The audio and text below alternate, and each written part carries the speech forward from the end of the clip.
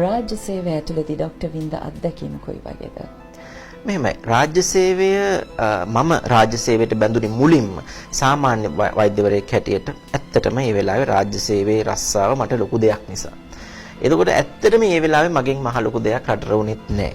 හැබැයි මගේ දෙවන ගමන ඒ කියන්නේ මම විශේෂඥ වෛද්‍යවරයෙක් හැටියට රාජ්‍ය සේවයට බැඳුනේ එකතු වුණේ 2017 18 අවුරුද්දේ බදුල්ල පළාත් මහ රෝහලේ. ඒ වෙලාවේ මම රාජ්‍ය සේවයට ගියේ සැබෑ වුමනාවකින් සැබෑ ජවයකින් මම මොනවා හරි කරන්න ඕනයි කියන ඒ කියන්නේ මට ලැබෙන දෙයකට වඩා මට දෙන්න දෙයක් තමයි මට තිබුණේ. අන්න ඒතන තමයි මම එකයි කිව්වේ මෙතන ආකල්පෙම වෙනසක් තියෙන්න ඕනේ. මේ රාජ්‍ය සේවයට මිනිස්සු එන්න ඕන වැඩ කරන්න. මිනිස්සුන්ට වැඩ කරන්න බලාගෙන මිනිස්සු රාජ්‍ය සේවයට එකතු වෙන දවසක රාජ්‍ය සේවය හැදෙනවා. එහෙම නැති වෙන තාක්කල් තමන්ගේ ප්‍රශ්න විසඳ ගන්න රාජ්‍ය සේවයට මිනිස්සු වෙන තාක්කල් මේ රාජ්‍ය සේවය වෙනසක් වෙන්නේ. මම දැක්ක ප්‍රධානම දෙයක මට ඒ නිසා තමයි ඒ මොටිවේෂන් එක ඒ ඌමනාව මා තුළ තිබ්බ නිසා තමයි මට රාජ්‍ය සේවය තුළ දැනෙන දේවල් කරන්න පුළුවන් වුණේ. මොකද මට බාධා කියන දේවල් මට කවදාවත් ප්‍රශ්න වුණේ නැහැ. ඒවා හදාගෙන ඒවා මඩ පවත්වාගෙන ඉදිරියට යන්න පුළුවන් හැකියාව මට තිබුණා. හැබැයි ඒ සියලුම දෙයකට වඩා මගේ මානසිකව මට උමනාවක් තිබ්බ දෙයක් කරන්න ඒක ඇත්ත කරගන්නකම් මම ඒ සඳහා මහන්සි වුණා.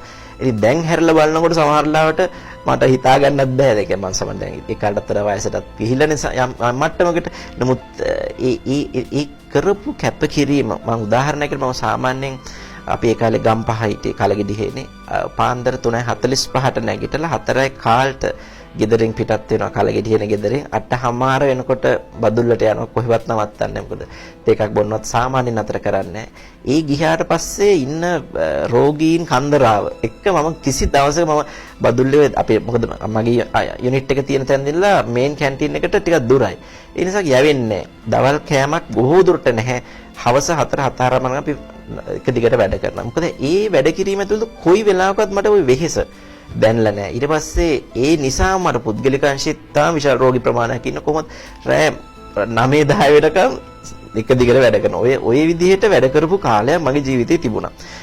ඒ කාලය ඒ වෙහෙස සහ ඒ වෙහෙස මට නොදැනෙන්න ප්‍රධානම හේතුව මට පුදුමාකාර උමනාවක් තිබුණා. මේ මට රාජ්‍ය සේවය මම දැක්කේ මට වැඩක් කරන්න තියෙන ලොකු ඉඩක් හැටියට. ඉතින් ඒ මං සාර්ථක වෙන්නත් හේතුව මට ඒ වුමනාව තිබ්බ නිසා. ඒ මොටිවේෂන් එක ඇතුව රාජ්‍ය සේවයට ගිය නිසා. ඉතින් අපිට මෙන්න මේක රාජ්‍ය සේවය මං රාජ්‍ය සේවයේ ගොඩාක් ආයතන වලට මම යනවා කතා කරනවා. මම මහ බැංකුවට යනවා බණ්ඩාගාරයට ගිහිල්ලා තියෙනවා. අමාත්‍යාංශ වල ගිහිල්ලා කතා කරද්දි මට තියෙන ප්‍රධාන ප්‍රශ්නේ මිනිස්සු ඇවිල්ලා කියන ප්‍රධාන ප්‍රශ්නේ ඔය ડોක්ටර් ඔය කියන දේ අපිට මෙතන කරන්න බැරි ප්‍රධානම ප්‍රශ්නය අපිට එහෙම මොටිවේෂන් එකක් නෑ. වැඩ කරත් එකයි නොකරත් එකයි. මටත් එහෙම තමයි. නමුත් අර එතන අපි කොහෙන් මම කරේ මොටිවේෂන් එකක් හොයාගත්තා. ඉතින් ඊට වඩා අර පුද්ගලික අංශන performance based pay system එකට වගේ එකට යන මේවා ටිකම විප්ලවකාරී වැඩ. බයනතු අත ගහන්න ඕන වැඩ. ඉතින් ඒ මට්ටමට ගියොත් නම් අපිට මේ රාජ්‍ය සේවයේ වෙනසක් කරන්න පුළුවන්. මොකද කරන්න බැරි නෑ. මම හොඳටම දන්නවා අපි කරපු නිසා කරන්න පුළුවන් කරන්න ඕන මිනිස්සුත් ඉන්නවා. හැබැයි ඉතින් පොඩි කොහෙන් හරි පොඩි ස්පාක් එකක් ඕන.